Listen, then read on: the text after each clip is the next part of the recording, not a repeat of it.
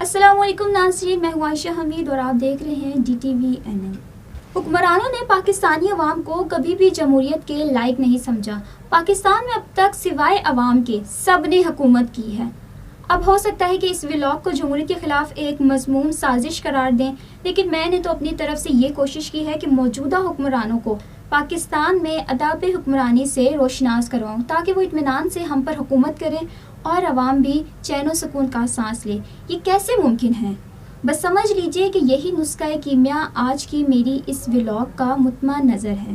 پاکستان 14 اگست 1947 کو آزاد ہوا۔ چونکہ پہلے 9 سال پاکستان کے پاس اپنا آئین نہیں تھا تو ہماری حیثیت ایک تسلط شدہ ریاست کی تھی اور ملکہ برطانیہ ہی ہماری سربراہ مملکت تھی۔ ان 9 برسوں میں پاکستان نے 4 گورنر جنرل دیکھے۔ پاکستانی اتنے کشادہ دل ہیں کہ حکمرانوں کے معذور ہونے کے باوجود ان سے حق حکمرانی نہیں چھینا، خود حقیقی حکمرانیوں کو زج نہیں کر دیا۔ یہ رسم آج بھی جاری ہے۔ پاکستان کا پہلا آئین 30 فروری 1956 کو منظور کیا۔ آئین بننے کی سالگرہ 4 سال بعد 1960 میں آئی تھی، کیونکہ 1956 لیپ سال تھا۔ اب خدا معلوم یہ بھی سازش تھی یا اتفاق، بہرحال سالگرہ کیا آتی کیونکہ اس سے پہلے ہی مارشل لا آ گیا۔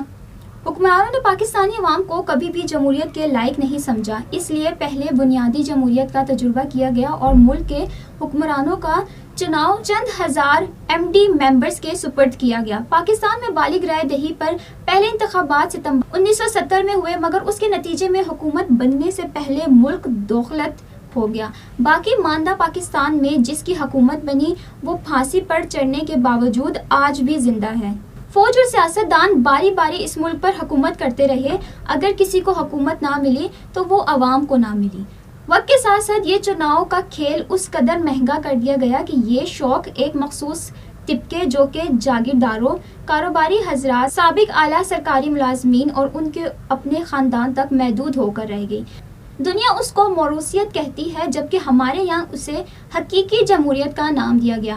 افراد کا نام سیاسی جماعتوں میں شامل کر دیا گیا تاکہ سیاسی جماعت کے اصل مالکان کے سلسلے میں کوئی ابہام نہ رہے۔ ہاں، عوام کو ایک جھنجھنا ضرور دے دیا گیا کہ بے شک جمہوریت بہترین انتقام ہے جو آج تک عوام سے لیا جا رہا ہے۔ پاکستان کے تمام حکمران طبقے آج حیران ہیں کہ ماضی میں عوام ہر طرح کے حکمرانوں کو قبول کر لیتے تھے، بشمول اسپیشل حکمرانوں کو بھی۔ اب ایسا کیا ہو گیا ہے کہ عوام حکمران پر انگلیاں ہی نہیں بلکہ پتہ نہیں کیا کیا اٹھا رہی ہیں۔ آپ کو پتہ ہے کہ اس کی وجہ کیا ہے؟ ایک وقت تھا کہ ہندوستان کے مقابلے میں پاکستان کو فخریہ طور پر پیش کیا جاتا تھا کہ پاکستان میں نہ کوئی سڑکوں پر سوتا ہے اور نہ ہی کوئی بھوکا سوتا ہے۔ آج ہم اس دعوے سے بھی محروم ہو گئے ہیں اور اسی میں ایک علاج پوشیدہ ہے، بلکہ پوشیدہ امراض کی طرح ہے۔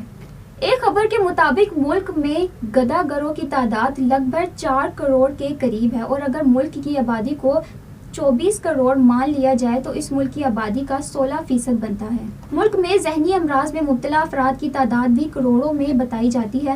لوگ بجلی کے بل اور دیگر ضروریات پوری نہ ہونے پر گھر والوں سمیت خودکشی کر رہے ہیں۔ پاکستان میں حکمرانی کا سیدھا سادہ گر یہ ہے کہ لوگوں کو بنیادی ضروریات کی چیزیں جیسے کھانے پینے کی اشیاء، سہولتیں زندگی جیسے بجلی اور گیس، صحت اور تعلیم دے دیجیے۔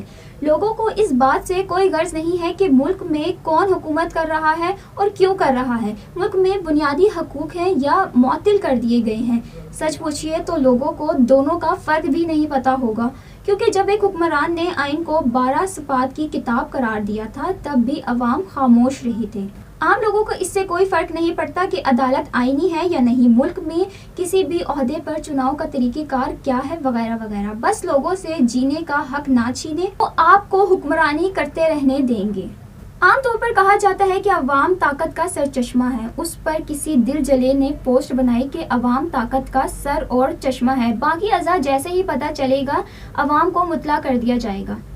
عوام کا اپنے نمائندوں اور ان نمائندوں کا عوام سے کیا اور کیسا تعلق ہے، اس پر ایک کہانی نما واقعہ اور اختتام۔ ایک بہت ہی امیر کبیر صاحب ایک بہت ہی غریب علاقے کے چناؤ کے لیے کھڑے ہوئے۔ ایک دن وہ اس غریب علاقے میں تقریر کر رہے تھے کہ وہ اس علاقے کے تمام مسائل حل کر دیں گے، صحت، تعلیم وغیرہ۔ تو اس پر اس علاقے کے ایک صاحب نے کھڑے ہو کر سوال کیا کہ جناب، آپ کتنے بڑے اور امیر کبیر آدمی ہیں، ہم آپ کے خلوص پر کیسے یقین کریں کہ اسمبلی میں پہنچ کر آپ ہمیں اور ہمارے مسائل کو یاد رکھیں گے؟ اس پر ان امیر کبیر صاحب نے کہا کہ میرے خلوص کا اس سے بڑا ثبوت کیا ہوگا کہ آپ جیسے ٹکے ٹکے کے لوگوں کے سامنے کھڑا ہو کر ووٹ مانگ رہا ہوں۔ اس سے آگے جمہوریت پر کچھ کہنے کی مجھ میں تاب نہیں۔